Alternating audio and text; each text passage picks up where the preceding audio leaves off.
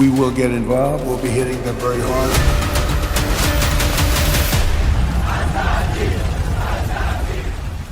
রাশিয়ার সাবেক president Dmitry মেদভেদেবের একটি মাত্র মন্তব্য এখন বিশ্বজুড়ে তোলপাড় সৃষ্টি করেছে। শোনা যাচ্ছে ইরান নাকি গোপনে তাদের প্রথম পারমাণবিক পরীক্ষা সম্পন্ন করে ফেলেছে। আর ঠিক এই মুহূর্তে ভ্লাদিমির পুতিনকে ফোন করতে যাচ্ছেন ডোনাল্ড ট্রাম্প। কি হতে যাচ্ছে মধ্যপ্রাচ্যে? কেন ইরানকে বলা হচ্ছে বিশ্বের চতুর্থ পরাশক্তি? জানলে আপনার হাড় হিম হয়ে যাবে।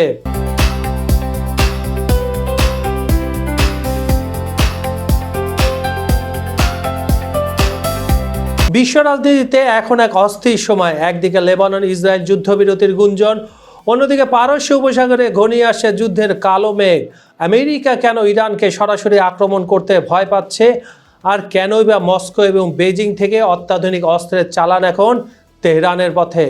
খবর সংযোগে টপ নিউজে আজ আমরা বিশ্লেষণ করব হরমুজ প্রণালীর সেই সমীকরণ যা পুরো বিশ্বের অর্থনীতিকে তাসের ঘরের মতো ভেঙে দিতে পারে। রাশিয়ার সাবেক প্রেসিডেন্ট এবং বর্তমান নিরাপত্তা পরিষদের উপপ্রধান দিমিত্রি মেদভেদেব যখনই মুখ খোলেন, পশ্চিমা বিশ্বের নীতি নির্ধারকদের কপালে চিন্তার ভাঁজ পড়ে যায়। সম্প্রতি তার একটি ইঙ্গিত বিশ্ব রাজনীতিতে দাবানলের মতো ছড়িয়ে পড়েছে। মেদভেদেব বুঝিয়ে দিয়েছেন ইরান এখন আর সেই পুরনো স্তরের শক্তি নয় যারা কেবল কামিকাজে ড্রোন বানিয়ে সন্তুষ্ট থাকবে, বরং ইরান এখন নিউক্লিয়ার ক্লাবের এক রহস্যময় ও অঘোষিত সদস্য। এই তথ্যের সত্যতা থাকলে গত কয়েক দশকে ভূ রাজনৈতিক সমীকরণ এক লহমায় ধুলোয় মিশে যাবে, মানে এক সেকেন্ডে ধুলো মিশে যাবে। দীর্ঘদিন ধরে মধ্যপ্রাচ্যের আকাশে ইসরায়েল নিজেকে একচ্ছত্র আধিপত্য বা বড় ভাই হিসাবে প্রতিষ্ঠিত করে রেখেছে। এর প্রধান কারণ ছিল তাদের হাতে থাকা অঘোষিত পারমাণবিক সক্ষমতা। কিন্তু মেদভেদেবের বক্তব্য অনুযায়ী ইরানের হাতেও যদি এখন পরমাণু বোমা থাকে, তবে যুদ্ধের ময়দান এখন পুরোপুরি সমানে সমান। এতদিন ইসরায়েল বা আমেরিকা যে ভাষায় তেহরানকে হুমকি দিত, এখন সেই ভাষায় কথা বলা তাদের জন্য আত্মঘাতী হতে পারে। মেদভেদেবের এই বিস্ফোরণ আসলে ওয়াশিংটন এবং তেল আবিবকে এক কঠিন বাস্তবতার মুখোমুখি দাঁড় করিয়ে দিয়েছে। আপনাদের মনে আছে হোয়াইট হাউসে প্রত্যাবর্তনের আগে, তার আগে থেকে মানে দ্বিতীয় দফায় নির্বাচিত হওয়ার আগে থেকে ডোনাল্ড ট্রাম্পের একটি বাক্য পুরো বিশ্বের কানে বাজছিল, আমি 24 ঘন্টার মধ্যে যুদ্ধ থামিয়ে দেব, ইউক্রেন রাশিয়ার কথা বলছি। কিন্তু বাস্তবতা কি অতটাই সহজ?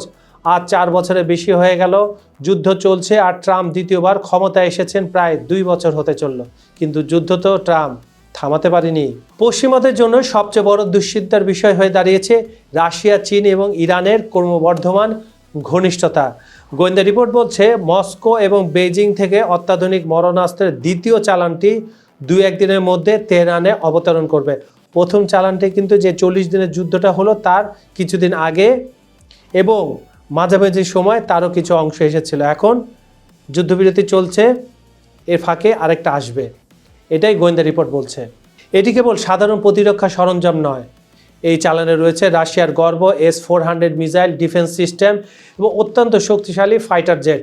এর মানে পরিষ্কার, ইরান কেবল কূটনৈতিক টেবিলে বসে নেই, বরং তারা যুদ্ধের ময়দানে শেষ রক্তবিন্দু পর্যন্ত লড়তে বুক বেঁধে তৈরি।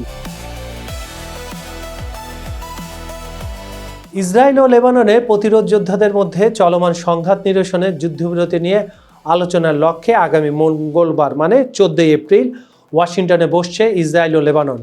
অনেকে ভাবছিলেন শান্তি আসছে, কিন্তু একটু গভীরে ভাবুন তো, ইসরায়েল কি সত্যি শান্ত হতে চায়, নাকি তারা লেবানন সীমান্ত ঠান্ডা রেখে পুরো শক্তি ইরানের ওপর আবার প্রয়োগ করার ছক কষছে? আমেরিকা থেকে শত শত ইন্টারসেপ্টর মিসাইল মধ্যপ্রাচ্যে পাঠানো হচ্ছে এই যুদ্ধবিরতির মাঝে, যা পৌঁছাতে সময় লাগবে মাত্র 5 দিন।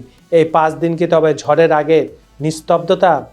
দেখুন বন্ধুরা, একদিকে ইরান, রাশিয়া এবং চীন থেকে অস্ত্র আনছে, আবার দ্বিতীয় চালানটা এদিকে ইসরায়েল তাদের ইন্টারসেপ্টর এবং বাকি যে রসদ রয়েছে, মানে সামরিক রসদ, সেগুলোও আমেরিকা থেকে আনছে। তার মানে এই যুদ্ধবিরতিটা শেষ হলে বা যে কোনো মুহূর্তে আবার একটা ভয়াবহ যুদ্ধের দিকে যেতে পারে ইরান, আমেরিকা আর ইসরায়েল। আমরা জানি ট্রাম্প এই যুদ্ধ থেকে বেরিয়ে যেতে চায়, কিন্তু অ্যাপস্টিন নামে যে একটা ফাঁদ নেতানিয়াহু তৈরি করে গেছে, ট্রাম্পের জন্য সেখান থেকে সে বেরোতে পারছে না এবং চাইলেও সে যুদ্ধ থেকে বেরোতে পারছে না। অনেকে বলছেন ইরান ধ্বংস হয়ে যাবে। হ্যাঁ, যুদ্ধের ক্ষয়ক্ষতি ইরানের অনেক বেশি হয়েছে 40 দিনের, এটাও ঠিক, কিন্তু আমেরিকার কিন্তু ক্ষতি অনেক হয়েছে। বিশেষ করে মধ্যপ্রাচ্যের মার্কিন ঘাঁটি স্থাপনা, ব্যবসা কেন্দ্র ইরান ধসে দিয়েছে। আর অন্যদিকে ইসরায়েলেরও অবস্থা এক। তেল আবিব, হাইফা থেকে শুরু করে যত শিল্পনগরী ছিল সব মাটির সঙ্গে মিশিয়ে দিয়েছে ইরানের কামিকাজি ড্রোন আর ব্যালিস্টিক ক্ষেপণাস্ত্রগুলো।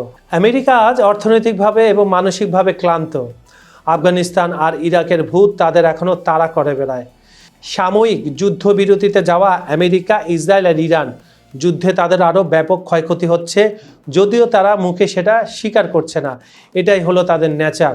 কারণ প্রশ্ন হলো, এই 40 দিনের যুদ্ধে যেভাবে আমেরিকা বিপুল ক্ষতির মুখোমুখি হয়েছে, এরপরও কি আবার তারা ইসরায়েলের হয়ে ইরানের বিরুদ্ধে যুদ্ধ করবে কিনা, এখন সময় তা বলে দিবে। এবার সে আসল কথায়, কেন ইরানকে পৃথিবীর চতুর্থ পরাশক্তি বলা হচ্ছে?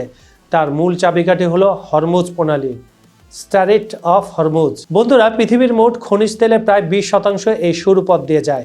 ইরানের যুদ্ধে প্রণালীটির নিয়ন্ত্রণ নিয়ে পুরো বিশ্বের অর্থনীতি তাসের ঘরের মতো ভেঙে ফেলেছে। তেলের দাম রাতারাতি $120 পর্যন্ত ছাড়িয়ে গিয়েছিল। ঝুঁকির মধ্যে পড়ে গিয়েছিল বিশ্বের বড় বড় সব কলকারখানা। আমেরিকা যদি সুপার পাওয়ার হয় প্রযুক্তিতে, তবে ইরান সুপার পাওয়ার এই ভৌগোলিক অবস্থানের কারণে। এই একটি ক্ষমতার কারণে ইরান আজ বিশ্বের দরবারে মাথা উঁচু করে দাঁড়িয়ে আছে। যুদ্ধবিরতির পর যদি আবার এই যুদ্ধটা শুরু হয়, তাহলে ইরানের ক্ষতি হবে অপূরণীয়। তাদের অবকাঠামো ধ্বংস আরও হবে, কিন্তু এর বিনিময়ে ইসরায়েল এবং আমেরিকার স্বার্থ এমনভাবে আবার আঘাতপ্রাপ্ত হবে, সেটা কাটিয়ে উঠতে কয়েক দশক সময় লাগবে এই দুই দেশের। রাশিয়া এবং চীনের সমর্থন ইরানের পিঠে ঢাল হিসাবে কাজ করছে।